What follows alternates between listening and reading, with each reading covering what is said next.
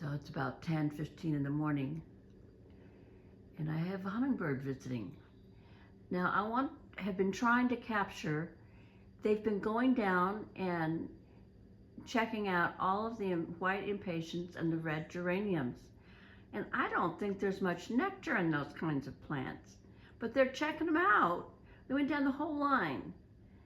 Now, capturing them is a trick because they can see me inside when I'm even 6 to 10 feet away from the window. And they will sometimes come and look right in the windows and hover, especially if the hummingbird feeder has gotten empty, trying to let me know or thanking me or whatever. But I just filled these up yesterday, and this one is drinking like crazy. Can you see that? Just again and again and again.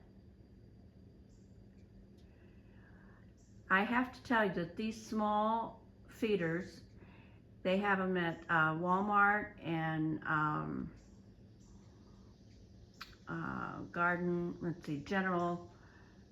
one of the general stores. And they're only about, depending on when you buy them, they're only maybe $2 to $4. And they like these feeders. They empty them before they'll ever touch any of my other feeders, including that one right there.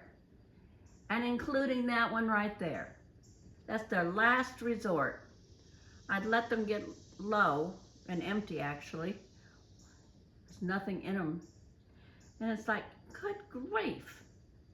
I mean, that was a $15, $20, investment in that feeder. And I thought it would be popular because it's so bright red. But for whatever reason, now I have to say that these smaller ones, the size right here, it's about $3 or $4, is the easiest to clean because you got to get your bottle brush inside with hot soapy water because the sugar gets slippery and it may be starting to grow things. So you need to really clean out the little slits where their tongues go in to get the nectar. The sugar water. Oh, look at that. It's coming back. Oh. Yeah. I have hanging plants here along the side because they have to feel protected, and they like a shrub or tree close to their feeder where they can escape to if they're feeling at all like there's a predator around. I don't know what the natural predators are for hummingbirds, but they're very, very alert. Of course, we have trees here that are close, these poplar trees.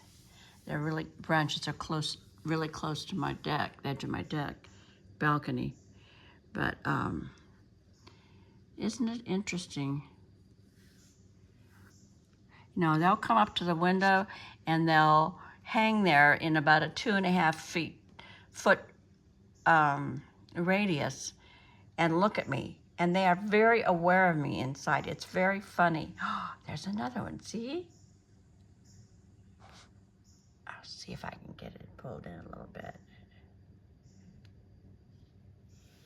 Yeah.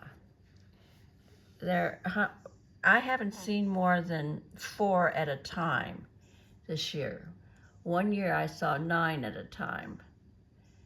So, this is a charm of hummingbirds. So it's a quarter cup of white granulated sugar to a quart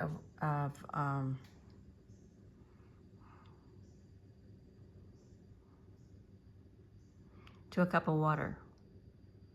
So if you're going to make a quart, you need a full cup of granulated sugar. And I usually do that. Because, that small one's going to take 2 cups, and that larger one's going to take 3, and that big red one is almost a quart. It's kind of like a bell jar. It's going to take almost a quart of waters, of hummingbird. Well, So today is Sunday. It rained for the third day in a row, another 1.5 inches.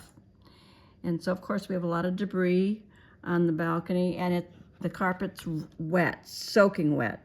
We had at least 1.5 inches. I can tell from some empty pots out front. And, of course, our continual leaf drop from the poplar trees. That's okay. We can live with that. When things dry out a little bit, I'll come out here and blow it down. Blow it out. Anyway, thank you so much for sharing this morning. I'm sorry I didn't catch the hummingbirds making their rounds on the flowers out here. You know, there are some begonias that do well in sun and shade. One year I had coleus out here, and they were magnificent. They were almost 3 foot tall. And, you know, when the wind came, they would bend over, and actually they got so top heavy that one of these rail boxes fell over all the 2 stories down. We had to drag that thing back up. That was interesting. And I really don't want 3 feet tall, even though the coleus are magnificent. Such fantastic color the whole season. Now here you see my geraniums. I'm gonna come out and fertilize them today because they need to be groomed, but the blossoms don't look quite as abundant. It's quite as full and big. And I don't know if it's because they're not getting enough sun. You know, they're probably only getting 3 hours of direct sun. Geraniums are so hardy. I have to tell you, they're almost indestructible in my experience so far. They don't wilt if they get dry. They just sacrifice a leaf or 2.